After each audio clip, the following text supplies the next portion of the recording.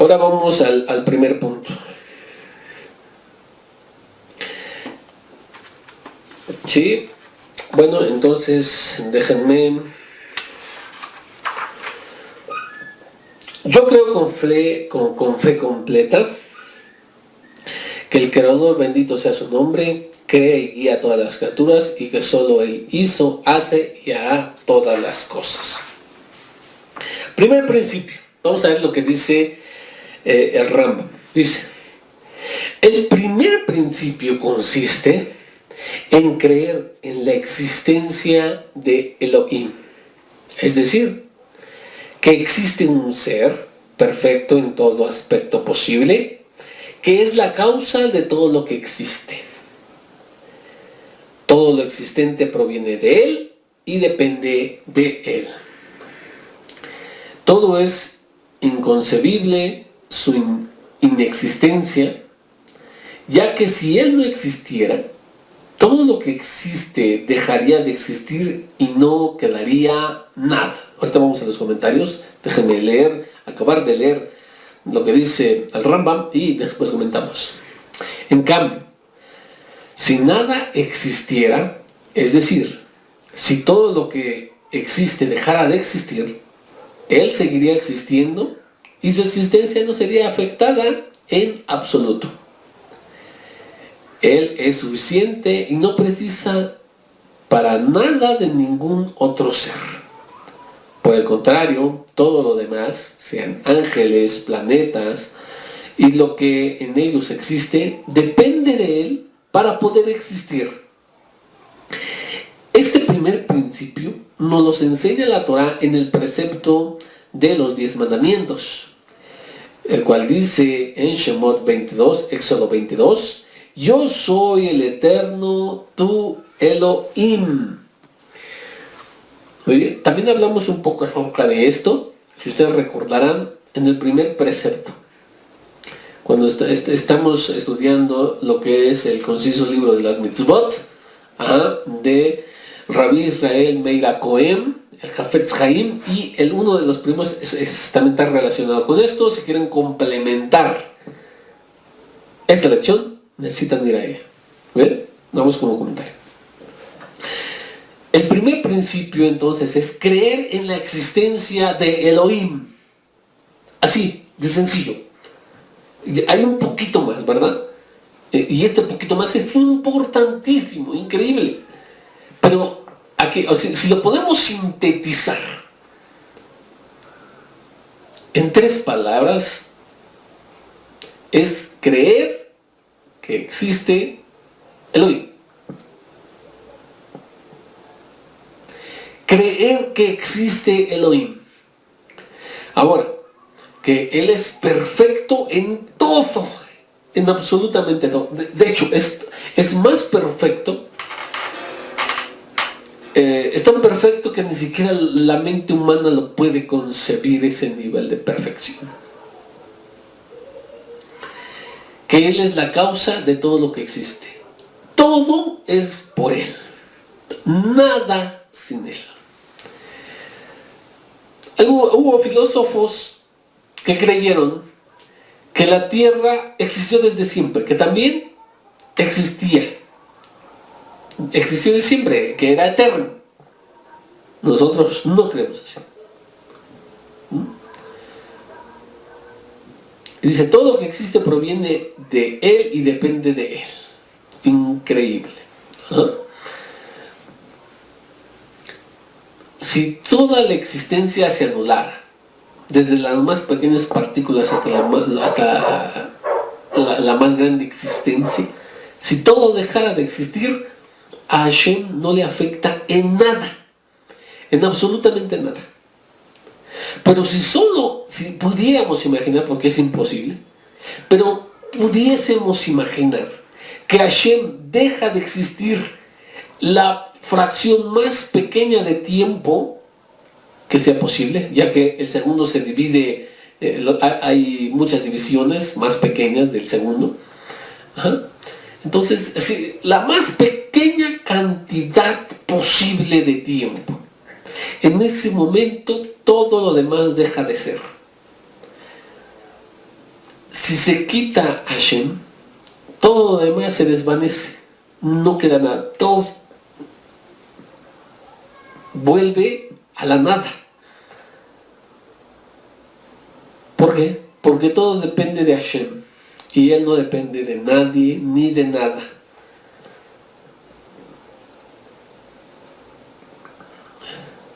Ajá.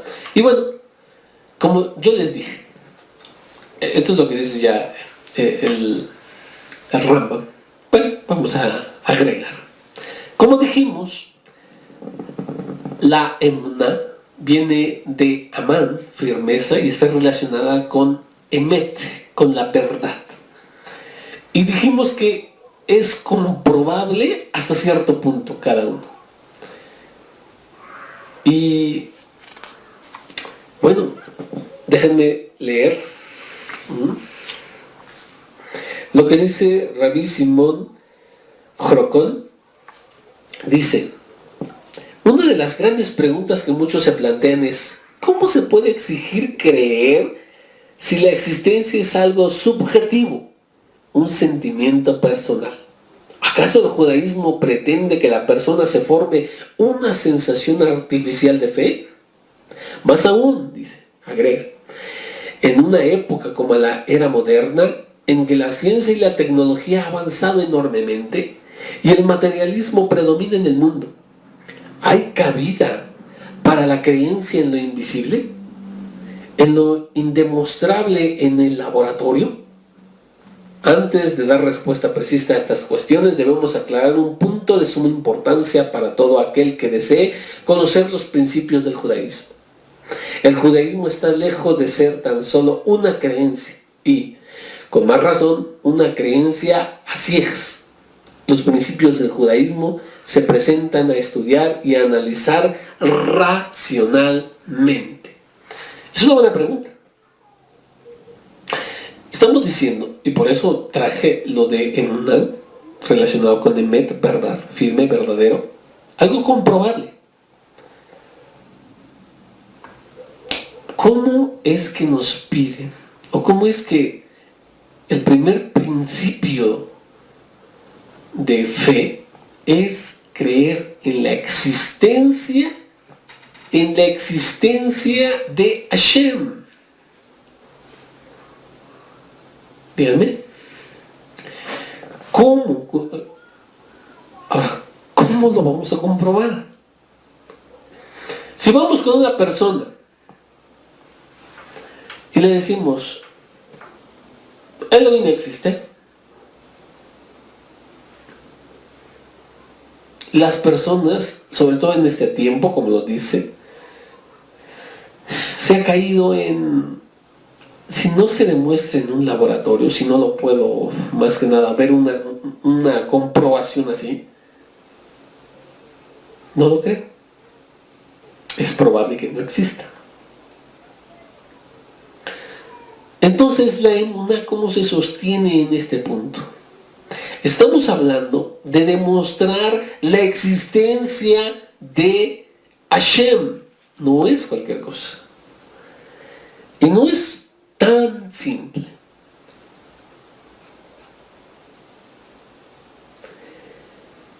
Y sí lo podemos demostrar. ¿Cómo? Vamos a verlo aquí. Vamos a verlo aquí un poquito. Muy bien. Vamos a lo que nos enseñan los primeros discípulos en una carta de Shaul HaShaliach, el que se llama Romanos, capítulo 1, versos 19 y 20. Dice así: por lo que de Elohim se puede conocer, es evidente. Mira, de lo que tú puedes entender y conocer de Elohim, es evidente. ¿Ah? Pues Elohim se los ha hecho evidente. ¿Cómo? A ver, dice que es evidente lo que podemos conocer de Elohim, porque nos los ha hecho evidente. Porque sus atributos invisibles, su eterno poder y su divinidad se dejan de ver desde la creación del mundo. perciben con las cosas creadas, de modo que no tienen excusa. Dice que las cosas invisibles de Él, y pone dos: poder y su divinidad, se dejan ver desde la creación del mundo, desde la mismísima creación. Es decir, que la forma de comprobar la existencia de Hashem es comprobar con lo visible lo invisible, comprobar con lo creado al creador, de modo que no tienen excusa. Y para esto vamos a ir a ver, pues ya hablamos de creación, hay dos cosas. Uno, el creacionismo, que hay un creador, y el otro, el evolucionismo. No sé si se pronuncia así, pero la evolución. La evolución nos dice, bueno, ustedes conocen la evolución, no me voy a detener ahorita, vamos a verlo un poquito más adelante. Estas dos formas. Uno dice que no hay un creador, sino que de un momento a otro, por quién sabe qué circunstancias, apareció la vida. Y esta vida se fue haciendo más compleja, es decir, evolucionando, y progenitores dieron lugar a nuevas especies, y estos de repente salieron del mar, y el pescado, en lugar de tener aletas y agallas, se aventuró a la tierra y perdió las escamas, perdió las aletas, y en lugar de aletas les nacieron patas, y en lugar de agallas ahora ya tiene todo el complejo sistema de los pulmones para poder respirar en la tierra, y bueno, dio lugar a otro, y dio lugar a otro, y dio lugar a otro, y en fin, ¡pum! Así.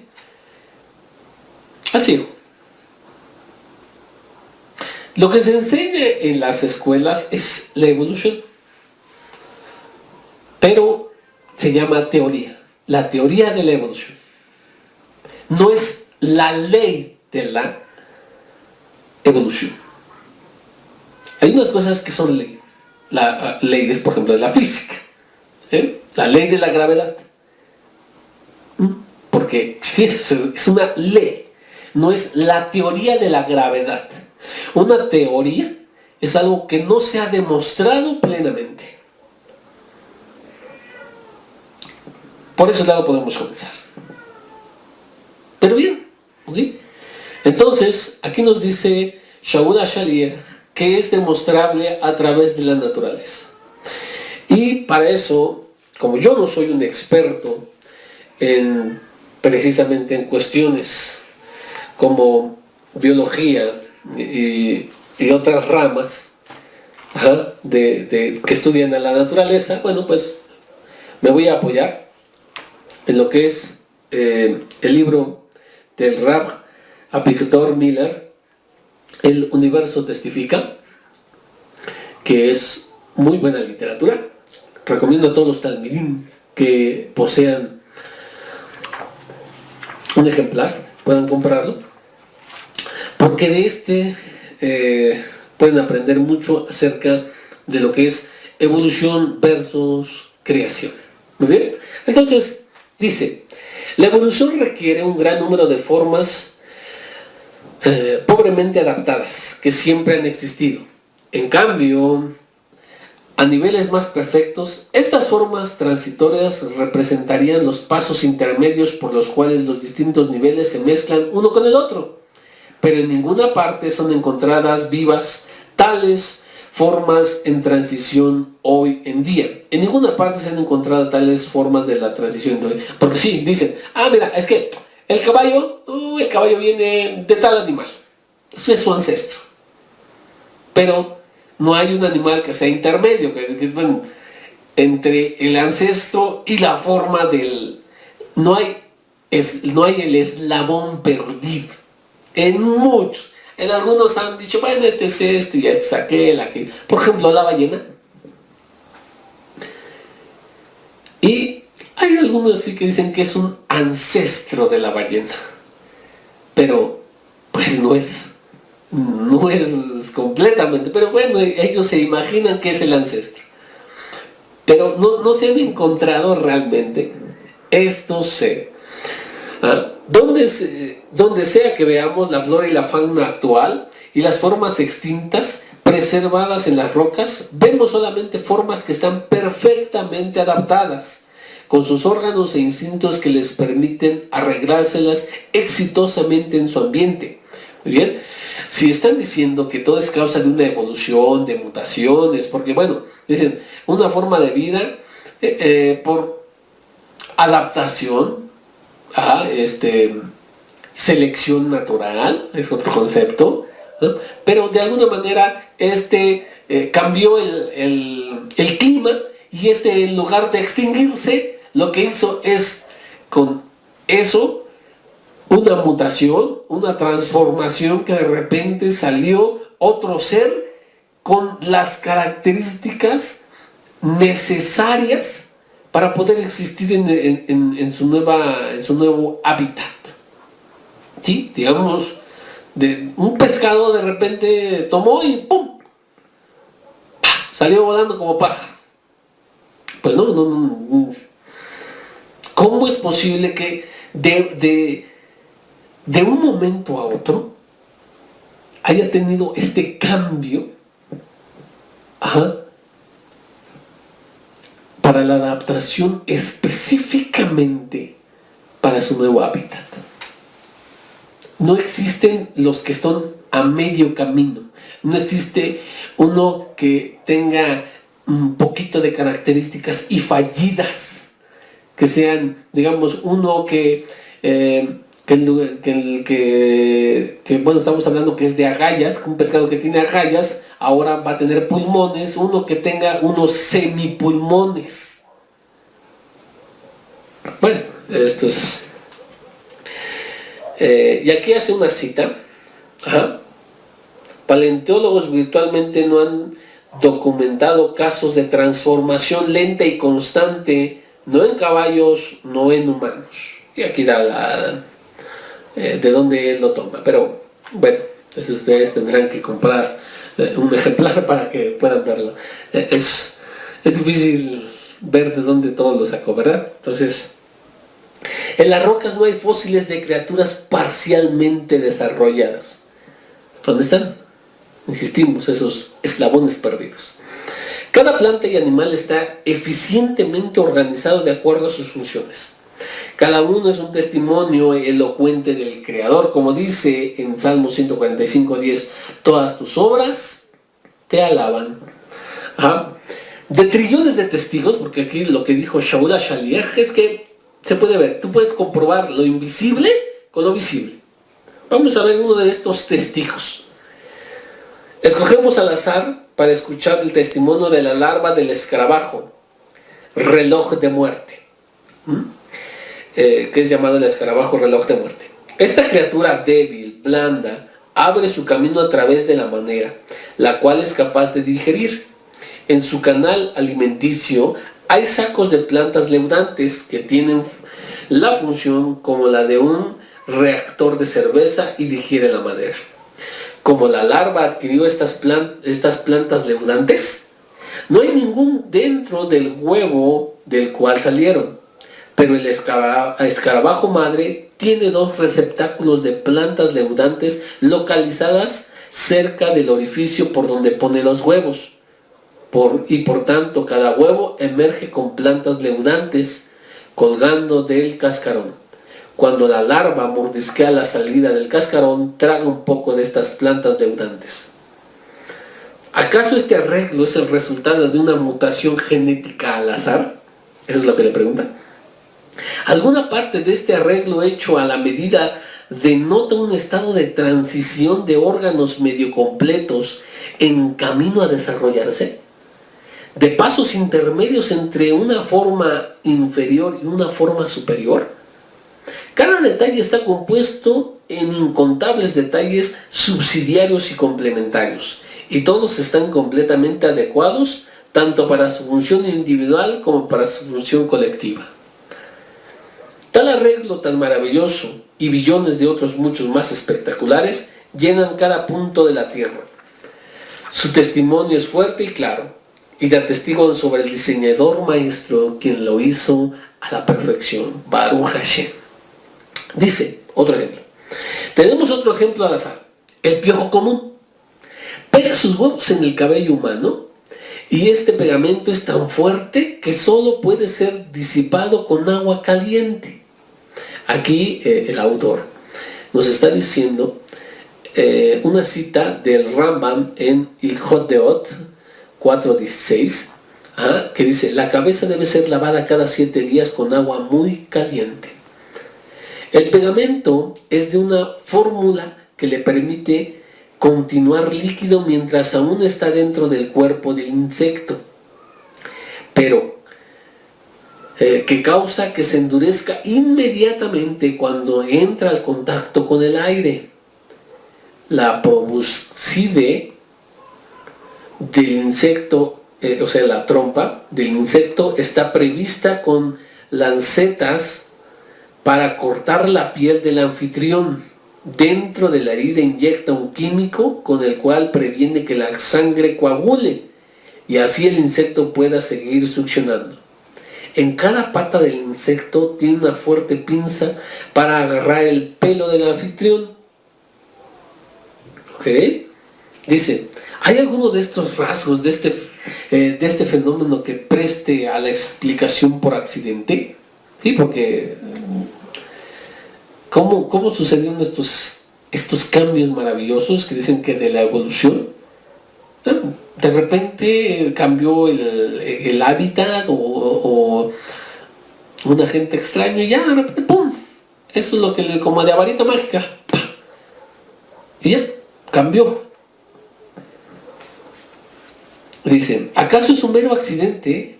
Creó la fórmula precisa de un pegamento que se endurece al contacto y no antes. Algo que fue así como que esto denota inteligencia superior. Esto nos está hablando de un diseñador maestro increíble. ¿Acaso, mera casualidad, proveyó la exacta composición química del anticoagulante que permite que la sangre de la anfitrión continúe fluyendo? Estas cosas increíbles. ¿Acaso las lancetas se desarrollaron por el azar? ¿Y acaso las pinzas en cada pata solo es cuestión que estaban ahí? Pregunta el autor. Vamos a otro, dice, la multitud confiada al escuchar tales cuestiones replica, eso es evolución. Engañados por los medios y por los libros de texto, están confiados de que el que todo lo que ve y todo lo que sabe, Dios de la evolución mira hacia adelante y provee cualquier cosa que se necesite. Dice, la evolución proveyó a cada uno lo que necesita en el momento que lo necesita y para el hábitat que lo necesita. O sea, todo.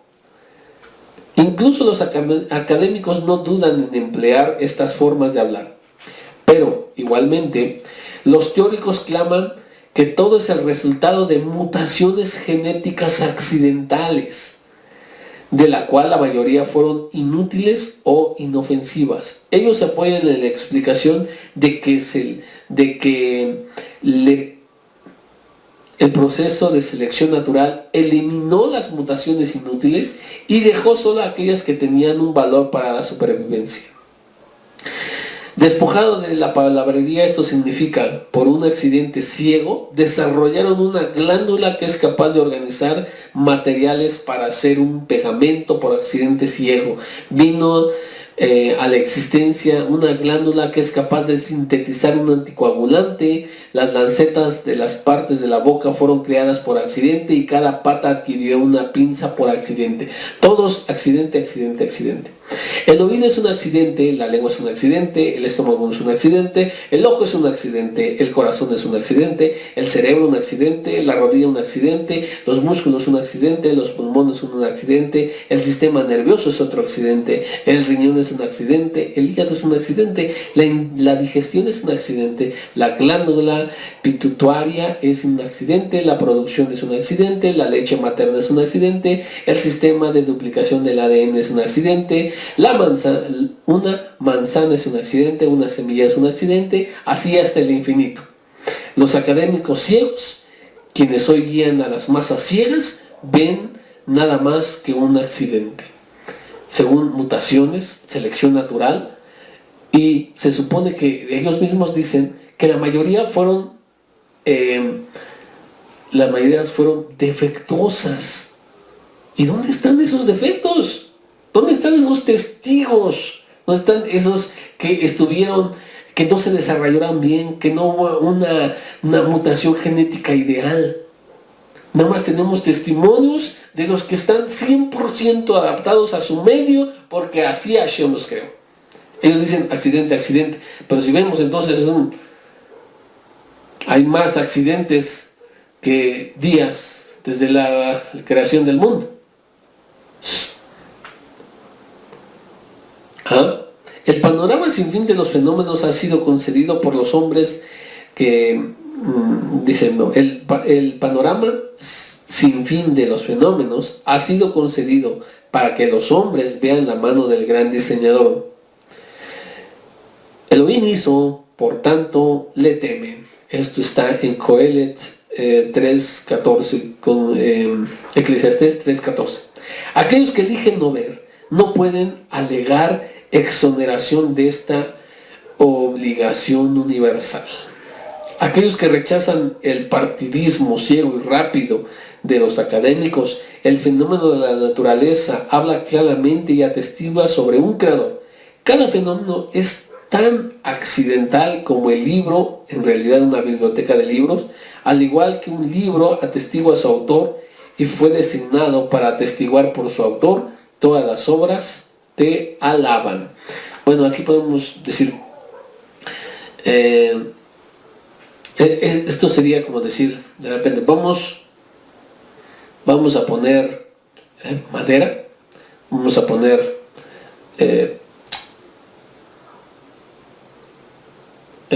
madera, vamos a poner algunas cosas ahí.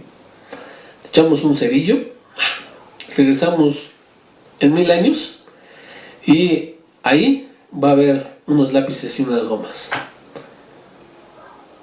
No puede ser. O dejas una goma partida, pones a unos ratones, le cortas la cola ahí, vienes en 1000 años y ya de repente no son ratones, ahora son no sé qué. Es para uno que es creacionista, nos parece algo sin fundamento lógico. Bueno, para los que son adeptos a la evolución, lo ven muy lógico. Dice, incontables generaciones de monos golpeando una de las teclas de billones de máquinas de escribir, ni siquiera 1 billón de años hubiera tenido éxito en escribir una oración lógica.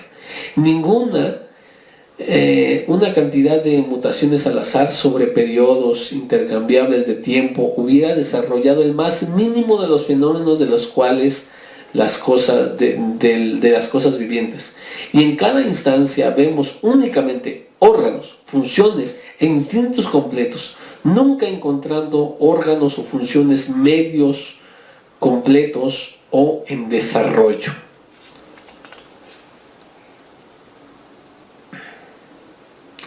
Quisiera citar este está. Dice, el fenómeno de la cooperación de todas las partes del organismo en sí mismo una gran refutación a cualquier teoría de accidente. Para citar un ejemplo simple, el crecimiento del niño se desacelera en periodos de enfermedades serias, porque el cuerpo necesita materiales para combatir la enfermedad.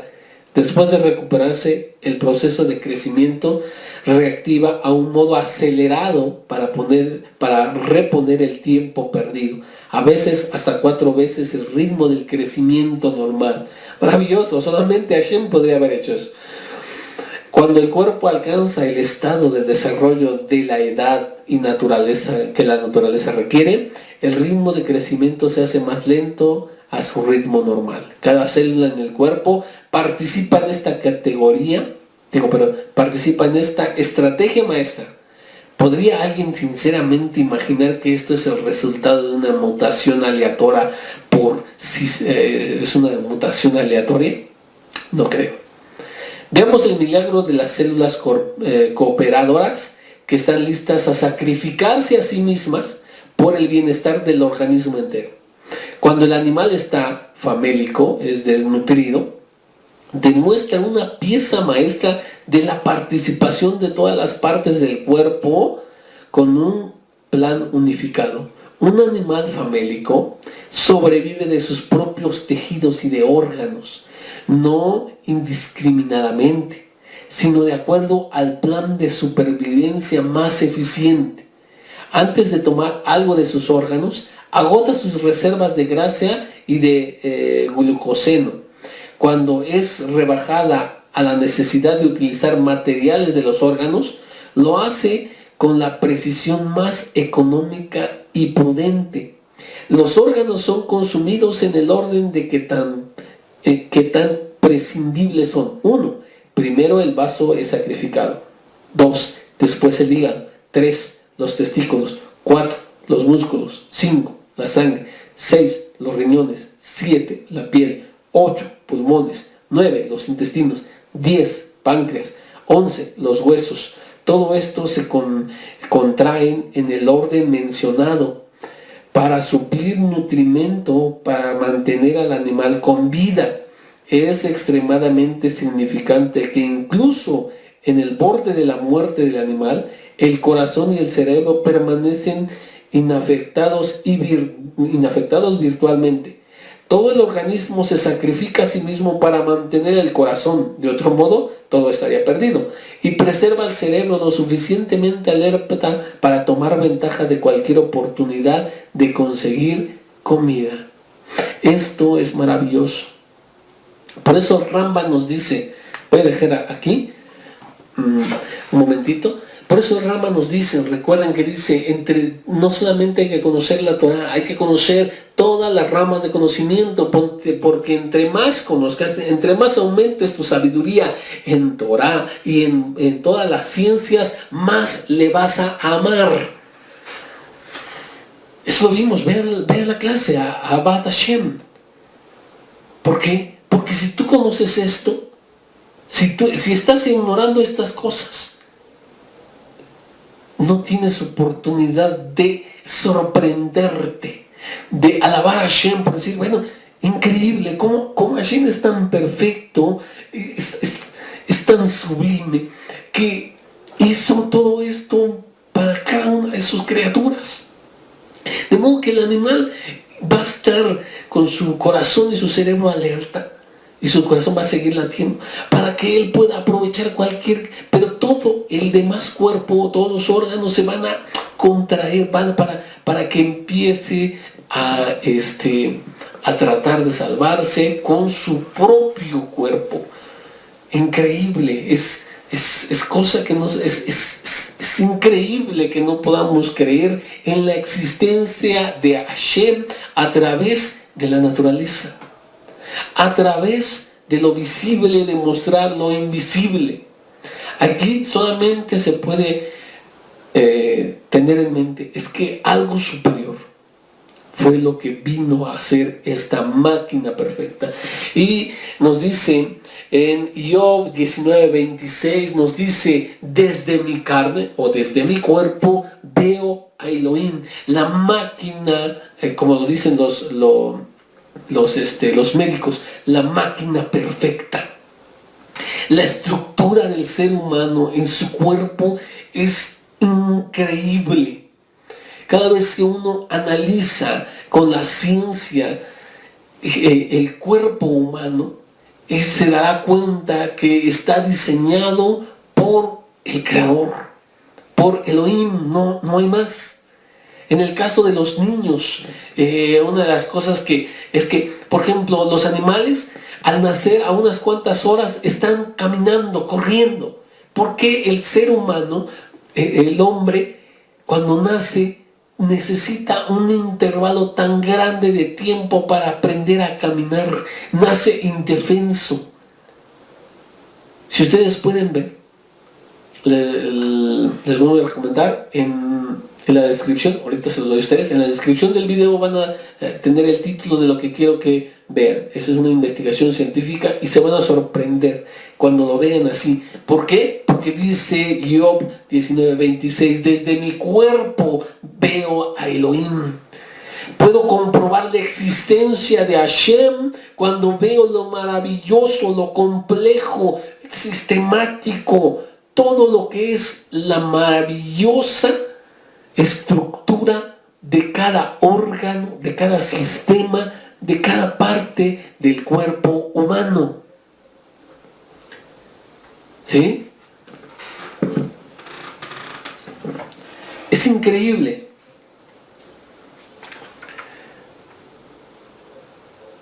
Y aquí Rab Avigdor Miller tiene muchos ejemplos, tiene tantos ejemplos y como también lo que dicen los evolucionistas. Y bueno, hay mucho material, pero no quiero leerles todo el libro, ¿no? Pero ciertamente quiero leerles alguna parte acerca del cuerpo humano, debido a que pues, nos dijo que desde mi cuerpo, desde mi carne, veo a Elohim. Dice, los partidarios de la evolución controlan la prensa y por tanto continúan emitiendo enunciados que pueden salir sin ser discutidos. Fue anunciado como un descubrimiento importante que el chimpancé usa un palo para buscar termitas para comerlas.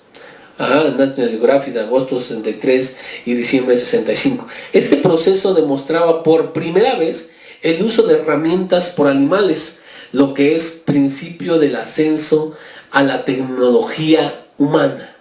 Ellos dicen, bueno, para demostrar su punto, ven cómo utilizan los chimpancés herramientas, y bueno, dicen, ¿ya ven? Esto nos comprueba la evolución. O sea, ellos están en evolución. Pero aquí el Rab nos dice muchas cosas interesantes. Por ejemplo, el pisón carpintero, que cava de los árboles, busca un gusano y no posee un pico en forma de cincel como el pájaro carpintero. Usa una herramienta. Es decir, aquí entonces la evolución no lo dotó con lo que necesitaba. ¿Ok? Entonces dice aquí, usa una herramienta. Busca entre las ramas rompiendo varias antes de escoger una vara del tamaño y forma apropiada. El pisón la retiene y la lleva de árbol en árbol para meterla en los huecos en busca de comida. Así este pájaro está empezando a aprender también de la tecnología humana. Según ellos, comprueban con el uso de herramientas que venimos del mono. Pero realmente, pues, si vamos a eso, aquí el Rab da a muchos animales que también utilizan herramientas. Pero, como les decía, quisiera tocar algo acerca del ojo humano. Porque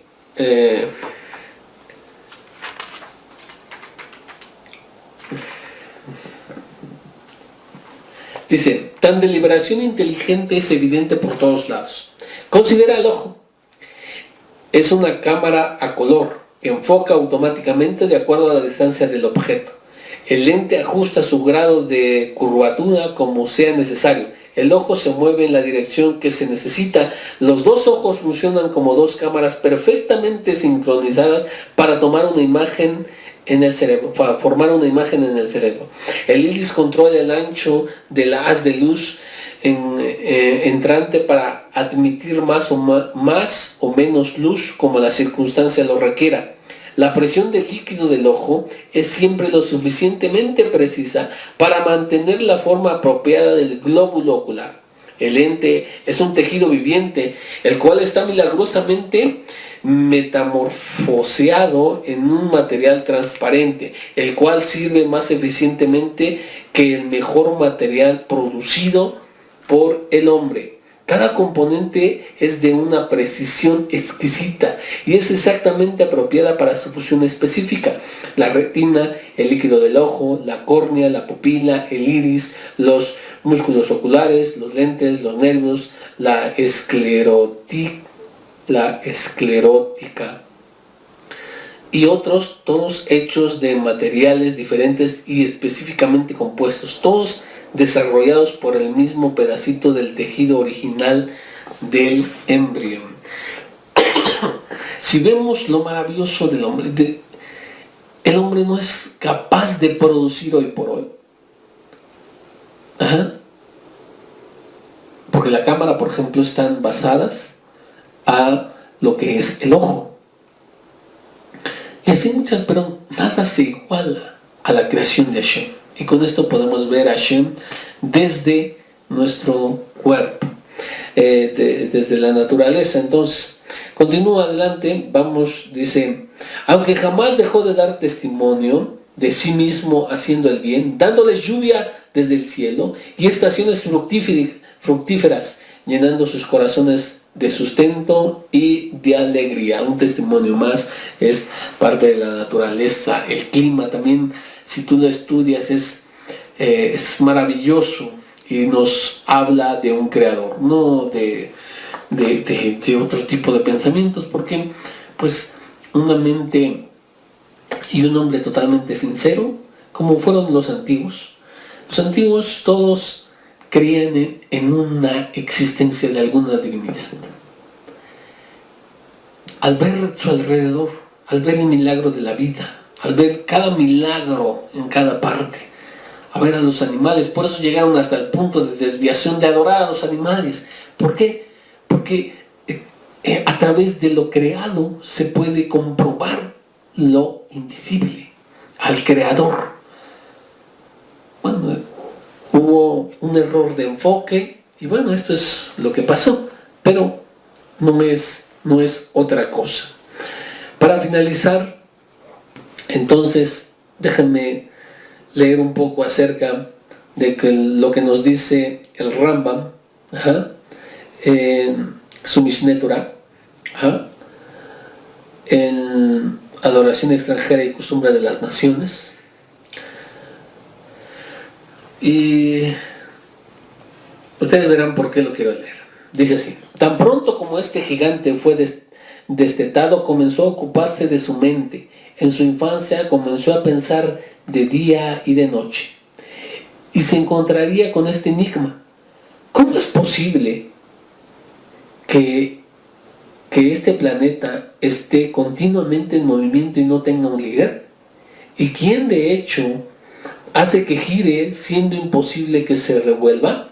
Además, no tenía ni un maestro ni que le impartiera nada, porque estaba hundido en Ur de los Caldeos entre los necios adoradores de las estrellas. Está hablando de Abraham Avinu.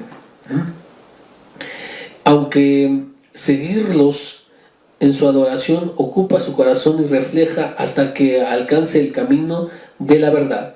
Y en su pensamiento correcto, el entendido, cuando finalmente vio la línea de la rectitud, él sabía que hay un Elohim único. Él liderea al planeta, él creó todo y en todo lo que hay. No hay más Dios que él. Sabía que todo el mundo estaba equivocado y que lo que le hizo errar fue adorar estrellas y a las imágenes, provocó la pérdida de la verdad de su conciencia. Y cuando Abraham tenía 40 años, reconoció a su creador. Después de llegar a esta comprensión y conocimiento, comenzó a refutar a los hijos de Ur de los Caldeos. ¿Cómo llegó Abraham al conocimiento de Hashem? Como cualquiera puede llegar al conocimiento de Hashem viendo las cosas creadas, viendo la naturaleza, viendo su cuerpo, viendo lo maravilloso de la creación, en ese momento él puede llegar a comprender a Hashem, de que hay algo que está guiando, hay algo que lo diseñó, hay algo por encima de todos nosotros que maneja todo esto, que creó todo esto. Por eso lo quise leer, porque nos dice lo mismo. ¿Saben qué? Nosotros podemos llegar al conocimiento de Hashem, a la primera base o primera parte de nuestro fundamento es esto, que es la creencia en la existencia de Hashem, que eso es lo que me enfoqué, a través de lo creado, a través de precisamente todo esto. Y el Rambam nos dijo algo interesante, dijo que en su niñez él, muy despierto, ve toda la naturaleza y dice, ¿cómo es posible? ¿Cómo tanta perfección? Entonces, llegar a esto, por eso es que también con filosofía se puede llegar a la comprensión de un Elohim creador, un Dios, ¿sí? Un ser que trasciende a todo lo creado. Muy bien, ¿de dónde se basa? Déjame decir ya para finalizar, yo sé que están cansados, es un poco tarde, déjame por último. Dice Bereshit 26:5, por cuanto Abraham me obedeció y cumplió mi orden, mis mandamientos, mis leyes y mis enseñanzas. Hay una Agadá que tenía 3 años cuando vemos esto, ¿verdad? Que es lo que nos dice el Rambam. Como se dice, porque oyó Abraham mi voz. Esto es, empieza, dice, Ekev asher shema Abraham bekoli. Pero entonces la palabra Ekev, por cuanto, lo que se usa por cuanto es la palabra Ekev. Ayin Kov Bet. Y dice, entonces si sumamos, nos da 172, que serían 172 años de vida, pero Abraham escuchó mi voz. Entonces, si Abraham vivió 175 años, deducimos que a los 3 años fue antes de reconocer a Elohim. A los 3 años es lo que dice. Bueno, esta ya es una interpretación ajádica con la palabra Ekev, y lo que es la parte del valor numérico. Pero, entonces, insisto, nosotros podemos llegar a la creencia en Hashem, en la creencia de la existencia de Hashem a través de lo visible, de la creación. Y por eso no tenemos excusa, como dice Shaul Ashaliach. Una cosa más. ¿Qué es lo que iba a decir? Se me acaba de ir. En los primeros discípulos nos dice, también presente este fundamento. Dice, porque el que se quiera llegar a Elohim, primero necesita saber que Él existe, creer que Él existe. Quien se quiera acercar a Elohim necesita primero es saber que Elohim existe, saber que existe Elohim, que existe Hashem, creer que existe Hashem. Eso es básico. Entonces, nos vemos la próxima semana, Bezrat Hashem, y bueno, si no, estaremos viendo otra clase, pero bueno, estaremos aquí la próxima semana también.